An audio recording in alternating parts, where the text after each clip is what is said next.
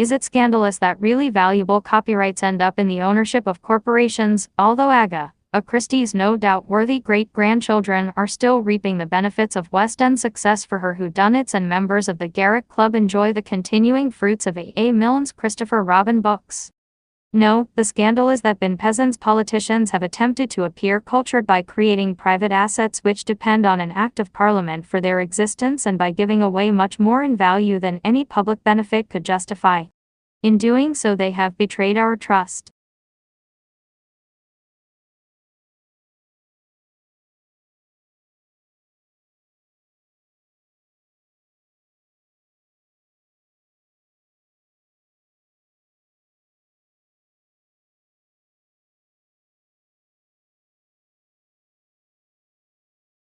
The writer, or for that matter, the speaker, conceives his God whole as a unity, but must express it in a line of words.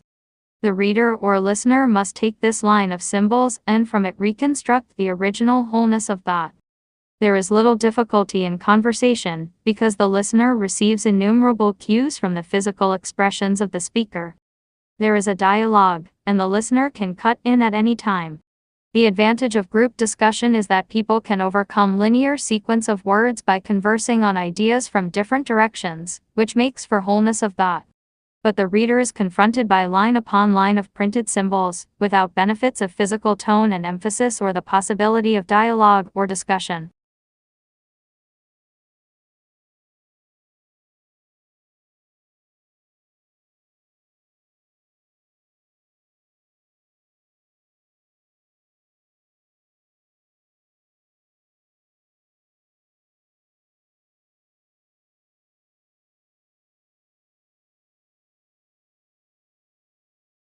The invasion of non-indigenous plants is considered a primary threat to integrity and function of ecosystems.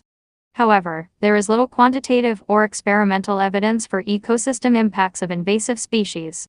Justifications for control are often based on potential, but not presently realized, recognized, or quantified negative impacts. Should lack of scientific certainty about impacts of non-indigenous species result in postponing measures to prevent degradation.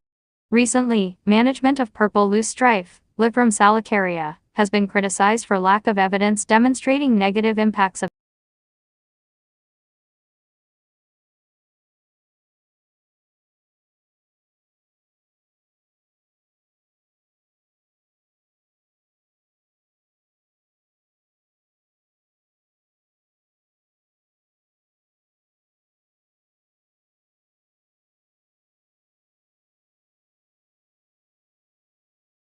salicaria, and management using biocontrol for lack of evidence documenting the failure of conventional control methods. Although little quantitative evidence on negative impacts on native wetland biota and wetland function was available at the onset of the control program in 1985, recent work has demonstrated that the invasion of purple loosestrife into North American freshwater wetlands alters decomposition rates and nutrient cycling, leads to reductions in wetland plant diversity, reduces pollination and seed output of the native Lythrum alatum, and reduces habitat suitability for specialized wetland bird species such as black terns, least bitterns, pied-billed grebes, and marsh wrens.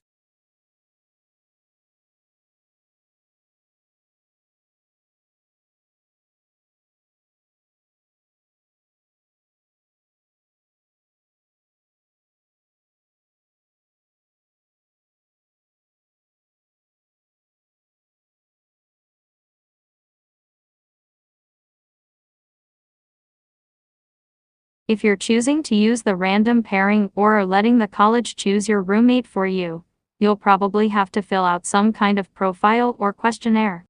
These usually include things like, what time do you usually go to bed? Where do you prefer to study? Do you keep your space clean, or are you more messy, etc. When you're answering these questions, be as honest as possible. If there's something you're dead set against, e.g., a roommate who smokes, you can mark that, and you will not be paired with someone who fits that criteria.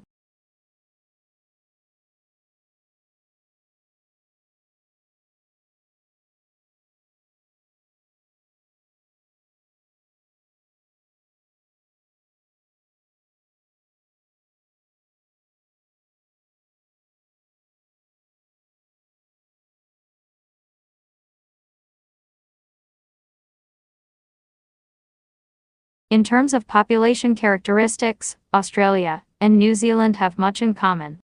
Both countries have minority indigenous populations, and during the latter half of the 20th century have seen a steady stream of migrants from a variety of regions throughout the world.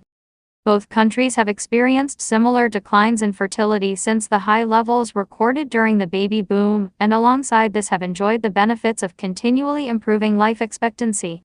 One consequence of these trends is that both countries are faced with an aging population, and the associated challenge of providing appropriate care and support for this growing group within the community.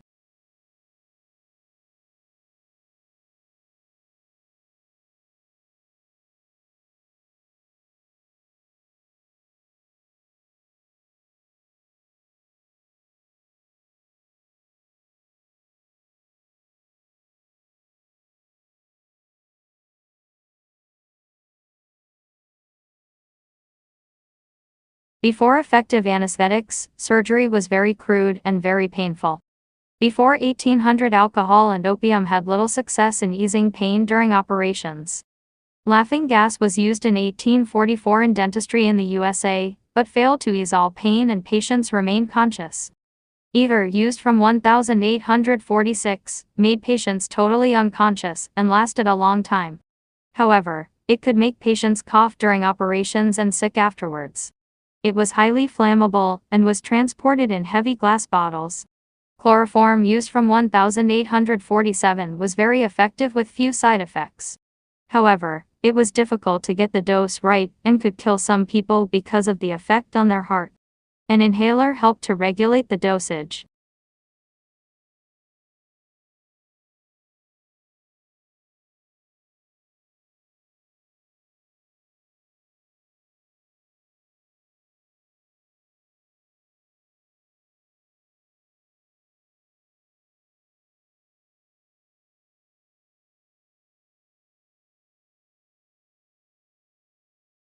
Alcs feature large circular tables that seat 9 students and can accommodate laptop computers for collaborative work.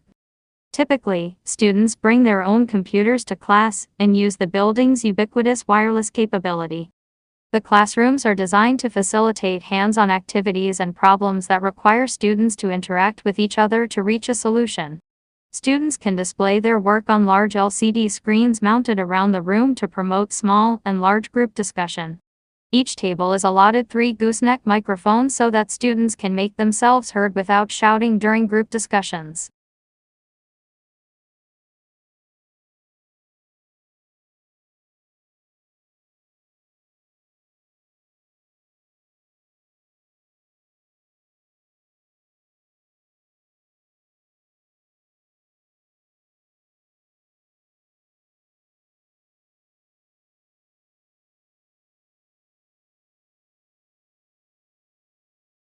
For many people today, reading is no longer relaxation.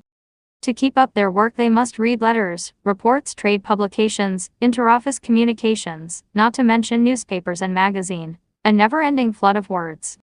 In getting a job or advancing in one, the ability to read and comprehend quickly can mean the difference between success and failure.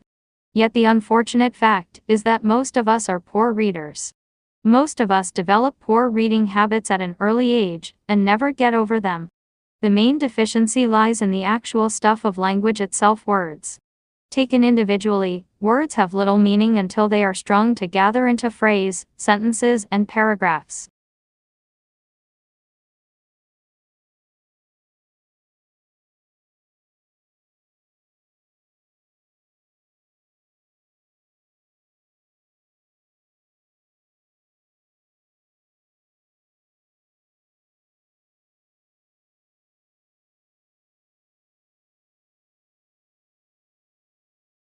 To overcome these bad habits, some reading clinics use a device called an accelerator, which moves a bar or curtain down the page at a predetermined speed.